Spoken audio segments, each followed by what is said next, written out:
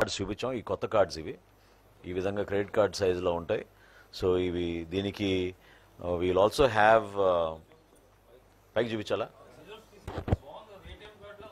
ATM card same ఈ కార్డే ఉంటుంది.